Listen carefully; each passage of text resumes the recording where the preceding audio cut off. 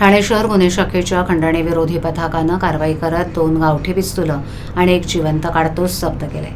गुन्हे शाखेच्या पथकानं 25 जून रोजी रात्री 8:45 वाजण्याच्या सुमारास कळवा परिसरातून या शस्त्रांची विक्री करणाऱ्या इसमास सापळा रचून अटक केली.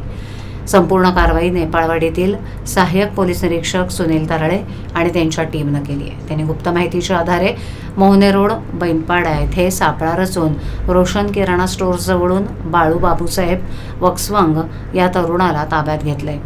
त्याच्याकडून 2 गावठी बनावटीची पिस्तूलं आणि 1 जिवंत काडतूस असा सुमारे 2,10,000 रुपयांचा मुद्देमाल हस्तगत करण्यात आलाय. या प्रकरणी खडकपाला पोलीस ठाण्यामध्ये कलम 25(4) महाराष्ट्र शस्त्र कायदा अंतर्गत गुन्हा दाखल करण्यात आला असून या प्रकरणी अधिक तपास सुरू आहे. आरोपीचा आणखीन एक साथीदार फरार असून त्याचा शोध सुरू आहे. कारवाईसाठी पोलीस आयुक्त आयुष दुबे यांच्या मार्गदर्शनाखाली अप्पर पोलीस आयुक्त शेखर बागडे, सहाय्यक पोलीस आयुक्त विनायक बेर्डे यांचं मार्गदर्शन लाभलंय. कारवाईत PSI सुनील तरळे, पोलीस अंमलदार संजय गोरे, सुभाष पाडगण, संदीप गावडे, संजय नाईक, अभिषेक ठाकूर यांचा सहभाग होता.